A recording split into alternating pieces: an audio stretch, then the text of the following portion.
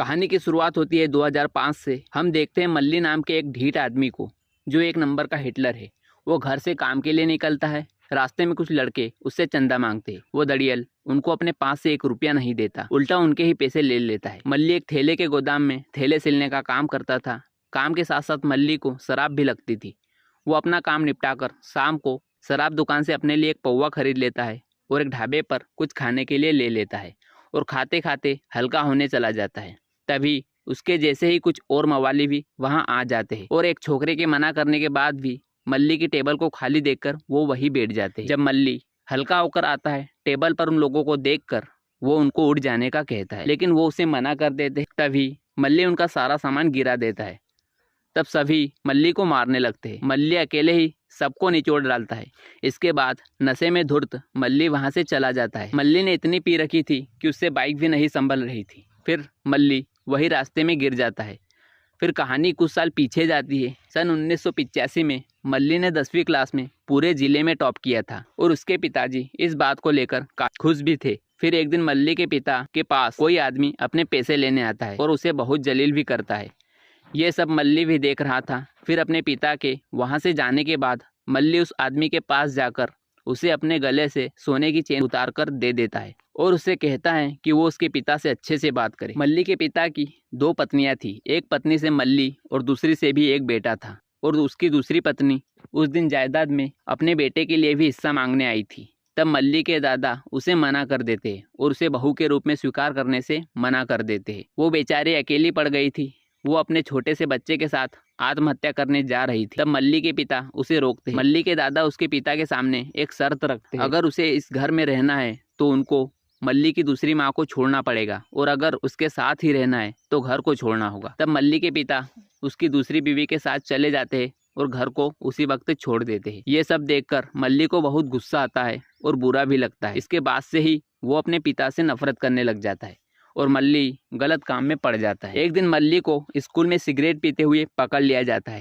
उसकी इस हरकत से प्रिंसिपल उसे उसके पिता को लाने को कहते और अगर वो ऐसा नहीं करता तो उसे टीसी देकर स्कूल से निकाल दिया जाएगा। तब मल्ली प्रिंसिपल से कहता है कि वो उसके बाप से नफरत करता है और इसी अकड़ में वो टीसी लेकर फाड़ देता है और स्कूल छोड़ देता है और फिर सिगरेट के साथ साथ शराब भी पीने लग जाता है और खेती करने लग जाता है। अपने पिता के साथ छोड़ देने पर मल्ली बहुत खराब इंसान बन जाता है। एक दिन मल्ली ट्रैक्टर से जा रहा था। बीच रास्ते में एक चराहा अपनी बकरियां ले जा रहा था। तब मल्ली बकरी को कुचल देता है। फिर जब वो आदमी बहुत सारे लोगों को इकट्ठा करके मल्ली के पिता को खूब कोसता है, तब मल्ली अकड़ से सिगरेट पीते हुए उससे कहता है कि अपनी बकरियों को घर पर बांध कर रखे, अगर उसके रास्ते में आई तो वो कुचल देगा। मल्ली का ऐसा बर्ताव देख उसके पिता बहुत दुखी होते हैं।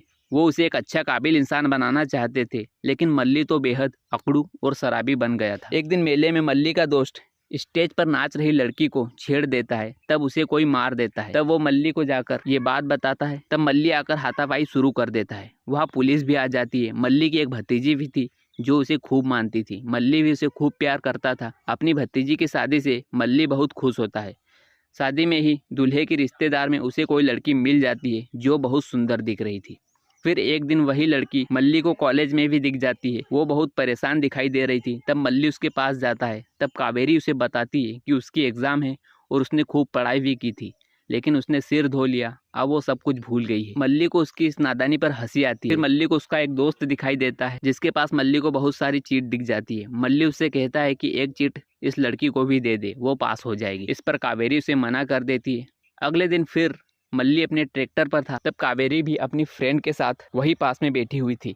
मल्ली को भूख लगी हुई थी, लेकिन उसे अपने घर की सब्जी पसंद नहीं थी। वो गुस्से में सब्जी फेंक देता है। तभी कावेरी उसके पास आती है और उसे अपना टिफिन शेयर करती है। कावेरी अपने टिफिन में चिकन लाई थी। चिकन मल्ली को बहुत पसंद है। वो खाने पर टूट जाता है।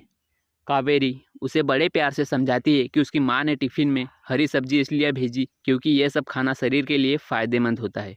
हमें कभी भी खाने का तिरस्कार नहीं करना चाहिए और हर माँ अपने बच्चे का भला ही सोचती है। हमें माँ प्रेम से जो भी बनाकर खिलाए, हमें बड़े प्रेम से उसे ग्रहण करना चाहिए। ये सब बातें मल्ली के दिल में घर कर जाती है।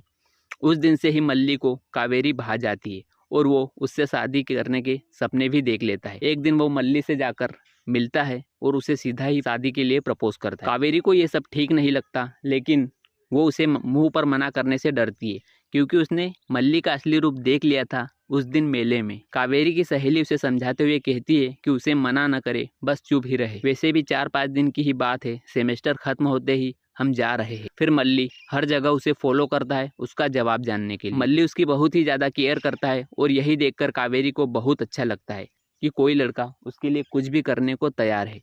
फिर एक दिन कावेरी उससे मिलती है। मल्ली को लगता है कि कावेरी उसे हाँ बोलेगी, लेकिन उसका उल्टा ही हो जाता है। कावेरी उसे बताती है कि वो किसी अरविंद नाम के लड़के से प्यार करती है और उसी से शादी करना चाहती है। ये सुनकर मल्ली को बहुत ठेस पहुंचती है। फिर कावेरी उससे कहती है कि अरविंद के पिता हमारी शादी नहीं होने दे रहे। मल्ली, तुम अरविंद और मुझे भगाने में हेल्प कर सकते हो क्या? मल्ली उसकी खुशी के लिए ये काम करने को तैयार हो जाता है। रात को ही वो अरविंद के घर घुसकर अरविंद को अपने साथ रेलवे स्टेशन ले आता है। रास्ते में वो अरविंद से कहता है कि वो मल्ली का ध्यान रखे, अगर उसकी आंख में आंसू भी आया तो वो अरविंद को छोड़ेगा नहीं। इसके बाद रेलवे स्टेशन पर अरविंद और कावेरी एक दूसरे से मिलते हैं। मल्ली उनसे दूर बैठता है। अरविंद और कावेरी कुछ बातें करते हैं और ट्रेन आते ही कावेरी और अरविंद उसमें बैठ जाते हैं। फिर ट्रेन के जाने के बाद पता चलता है कि कावेरी अरविंद के साथ नहीं गई थी। मल्ली के पूछने पर कि वो क्यों नहीं गई, वो बताती है कि अरविंद ने उसे मना कर दिया है। अरविंद ने उसे कहा था कि मल्ली बहुत अच्छा लड़का है और वो उसे बहुत खुश रखेगा। फिर कावेरी मल्ली से शादी करने की सोच लेती। कावेरी मल्ली को शराब छोड़ने का कहती है। तब मल्ली उसके कहने पर शराब भी छोड़ देता है और सिगरेट पीना भी छोड़ देता है और खुशी खुशी ये बात बताने अपने दोस्तों के पास जाता है।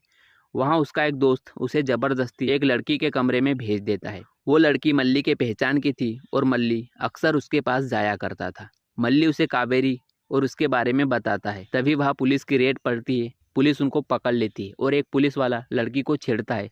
तभी मल्ली उसे धो डालता है। मल्ली उस लड़की को अच्छा दोस्त मानता था। फिर पुलिस उन सभी दोस्तों को पकड़कर अंदर कर देती है। फिर मल्ली के पिता उनकी बेल कराते हैं। जब मल्ली को ये बात पता चलती है कि उसके पिता उसकी बेल कराने आए हैं, मल्ली अपने पिता से बेहद नफरत करता था। तब मल्ली अपने पिता के सामने वहाँ इंस्पेक्टर को कहता है कि मुझे जेल में ही रहना है और ये मेरा बाप नहीं है। मल्ली उस इंस्पेक्टर से कहता है कि उसका बाप मर चुका है। मल्ली के पिता को बहुत तकलीफ होती है कि उसका बेटा उससे इतनी नफरत करता कि उसके जीते जी ही उसे मार दिया। इस बात का मल्ली के पिता को सदमा पहुंचा और वो सच में मर गए। फिर मल्ली अपने घर जाता है।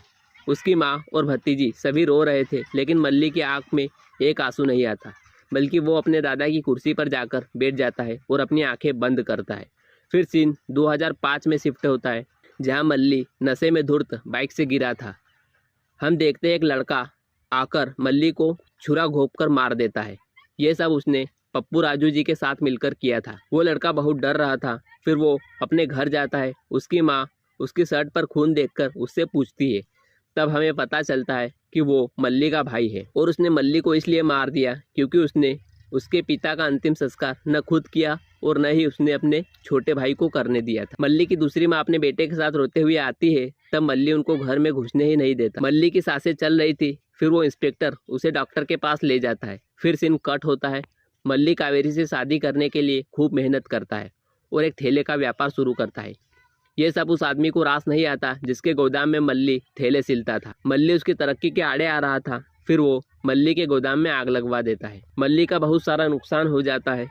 फिर मल्ली कर्ज में डूब जाता है। पैसों के लिए वो इधर उधर भटक रहा था। तब कावेरी उसे अपनी सोने की अंगूठी उतार कर दे देती है। फिर वापस से मल्ली अपना व्यापार शुरू करता है और कावेरी के घर उसका हाथ मांगने जाता है। कावेरी के पिता पुलिस इंस्पेक्टर थे। उनकी मुलाकात मल्ली से पहले भी हो चुकी थी।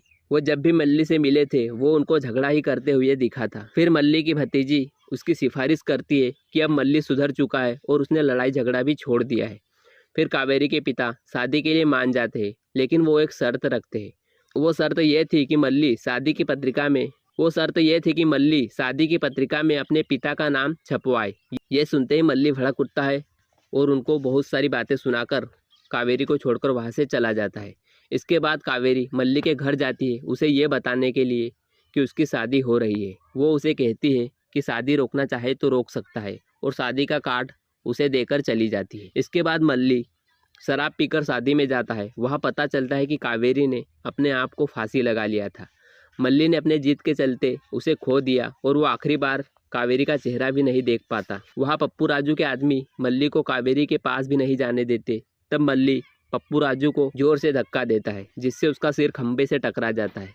फिर सीन प्रेजेंट में आता है। मल्ली को अस्पताल में जिंदा देख उसका भाई बेहद डर जाता है कि अब मल्ली उसे छोड़ेगा नहीं। फिर मल्ली गुस्से में अस्पताल से जाता है, तब उसकी माँ उसे रोकती है। तब मल्ली उसे बताता है कि उसे मारने वाला कोई और नहीं बल्कि उसका भाई ही है, वो उसे छोड़ेगा नहीं। तब उसकी माँ उसे समझाते हुए कहती है कि उसने जिद और गुस्से के कारण बहुत कुछ खो दिया है, अब अपनों के लिए उसे बदल जाना चाहिए।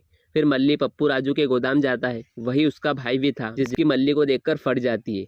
फिर मल्ली आकर पप्पू राजू को समझाता है कि अब वो ये लड़ाई झगड़ा छोड़ दे, वो सुधर जाए, नहीं तो वो छोड़ेगा नहीं।